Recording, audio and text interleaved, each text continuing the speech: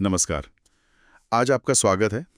हमारे सामने ना कुछ ऐसे विचार हैं जो आध्यात्मिकता और यथार्थ की हमारी जो समझ है उसको मतलब गहराई से छूते हैं।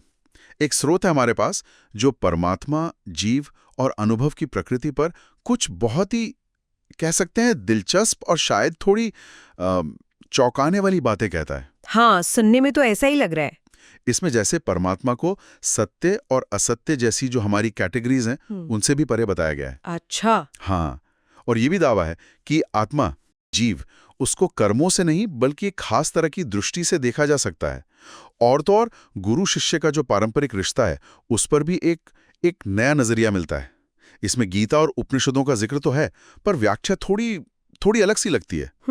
तो ये दिलचस्प होने वाला है। तो आइए इन विचारों की तहों में उतरते हैं। पहला दावा ही देखिए, काफी सोचने पर मजबूर करता है कि परमात्मा ना तो सत्य है ना सत्य है, बल्कि इन दोनों से परे हैं, श्रेष्ठ है। ये हमारी सामान्य समझ तो काफी अलग है ना? बिल्कुल। आमतौर पर तो हम ब्रह्म को सत्यम ज्ञानम अनंतम मतलब सत्य, ज्ञान, अनंत मानते आए हैं। लेकिन ये स्रोत गीता के 13वें अध्याय के 12वें श्लोक का हवाला देता है। ज्ञेयम यत्तत् प्रवक्ष्यामि वाला श्लोक।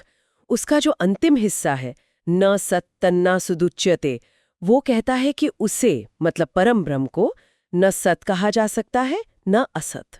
न सत न असत। जी, तो ये पारंपरिक व्याख्याओं को सीधे सीधे चुनौती देता है। ऐसा लगता है कि परम सत्य हमारी इन बेसिक लॉजिकल कैटेगरीज से मतलब सत असत से परे है। तो क्या इसका मतलब ये हुआ कि हमारी भाषा या हमारा जो तर्क है वो उसे पकड़ ही नहीं सकता, मतलब वो नाकाफी है?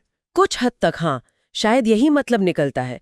ये विचार इसी ओर इशारा करता है कि परम वास्तविकता शायद ऐसी है जिसे हमारे बनाए हुए खांचों में, जैसे सत है या असत है, फिट नहीं किया जा सकता। उसे जानने के लिए शायद हमें इन द्वंद्वों से ऊपर उठना होगा। और इसी कड़ी में जीव यानी आत्मा को देखने का तरीका भी बिल्कुल अलग बताया गया है। स्रोत कहता है कि इसे कर्म या क्रियाओं से नहीं बल्कि सूक्ष्म दृष्टि से, कह सकते हैं एक तरह की आंतरिक बिल्कुल पैनी देखने की क्षमता और निसंगता यानी पूरी तरह डिटैचमेंट, अनासक्ति से ही देखा जा सकता है। अच्छा, मतलब कर्मकांड वगैरह से नहीं? हाँ, ऐसा ही लगता है।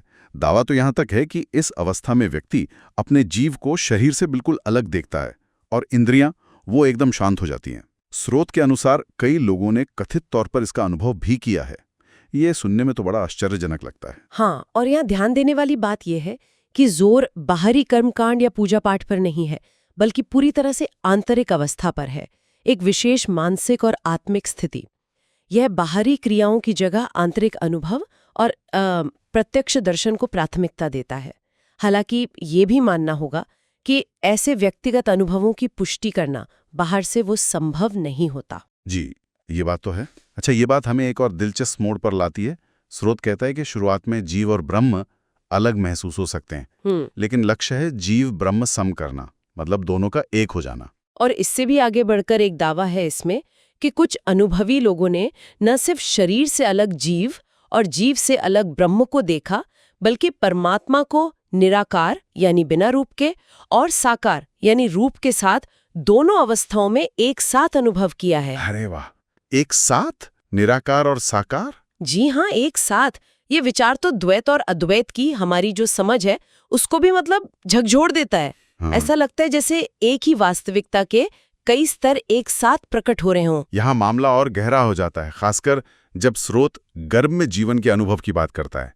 एक तरफ तो वहां भयानक कष्ट का जिक्र है और दूसरी तरफ उसी अवस्था को ब्रह्म स्थिति में होना भी बताया गया है। ये विरोधाभास कैसे समझा जाए? ये शायद वास्तविकता को देखने के अलग अलग नजरियों को दिखाता है।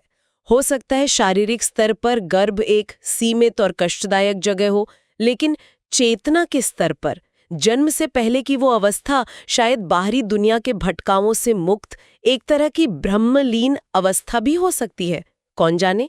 इसी तरह परमात्मा के दर्शन का अनुभव भी बहुत जटिल बताया गया है कि ये तय करना मुश्किल हो जाता है कि निराकार में साकार दिख रहा है या साकार में निराकार, या देखने वाला शरीर के अंदर है या बाहर। मतलब अनुभव इतना गहरा है कि हाँ, कि वो शायद वर्णनातीत है, अनिर्वचनीय। शब्द शायद कम पड़ जाते हैं उसे बयान करने में। और इसी संदर्भ में राम और वशिष्ठ का उदाहरण भी दिया गया है हाँ ना, जी। कि गुरु वशिष्ठ ने राम को ज्ञान दिया, लेकिन बाद में राम की दिव्यता और उनके आचरण को देखकर वही गुरु शिष्य भाव से उनके प्रति समर्पित हो गए। बिल्कुल, ये उदाहरण इसी बात पर जोर देता है कि सच्चा आध्यात्मिक अनुभव या ज्ञान जो है वो पारंपरिक भूमिकाओं और सामाजिक ढांचों से परे जा सकता है।